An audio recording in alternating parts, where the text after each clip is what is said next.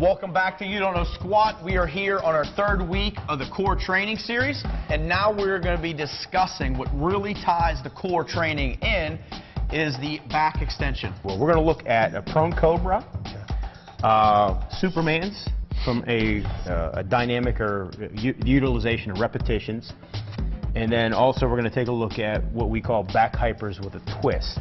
So we're going to add some rotation into our back extension. Okay. So the first thing we're going to do is examine or look at the prone cobra. This is similar to some other postures that you may see for back health or prescribed for back health. And again, earlier in the video series we talked about what we defined being the core, and we're looking at the bridge of the neck down to below the buttocks or the glutes.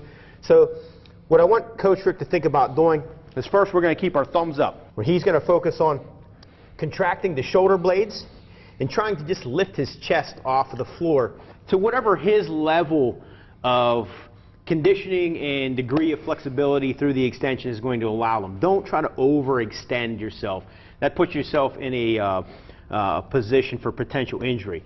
He's going to squeeze his shoulder blades and pull the arms back, and as he tries to pull and drive his wrists towards one another, he's going to peel his chest off of the floor. At the same time, he's creating that universal tension that we discussed about the forearm plank and the side plank.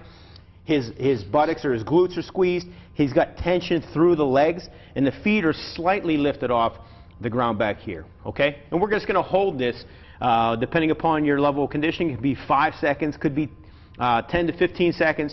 You can increase that for 30 seconds upwards to near a minute for that posture. The second movement is going to be called is Superman's, plural. Yeah, we're going to add some repetition or repetition-based component to this tension that we're going to create, and it's going to look like a similar starting point to that of the prone cobra. But now his arms are going to be extended overhead. But we're going to add a repetition component to it, where he's going to relax for half a second or so, and then he's going to engage his upper back posture, or his musculature, and again creating tension through the lower portion of his body as well. Okay, so let's wrap it up with our third and final movement for the posterior side.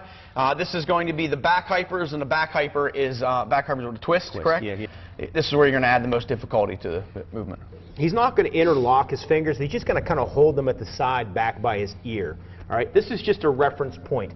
You don't want to put any pressure or pull your chin down or add any additional stress to the back of the neck. That's not necessary. As he comes up into this extended position by pulling his chest off of the floor, he's slowly going to rotate through the trunk in one direction. And then he's going to return to the starting phase.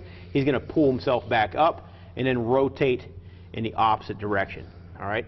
We're teaching the spine to create, or the core structure of the body to protect the spine through bracing and through dynamic movement and adding a small component of rotation. So the important part here is taking your time, not over-rotating, trying to make sure that you understand what muscles you're utilizing. Don't try to look, keep your neck neutral, and you want to make sure that you have the balanced number of repetitions on each side. Oftentimes we may only have individuals do 5 repetitions per side, and as they become more proficient, they become stronger.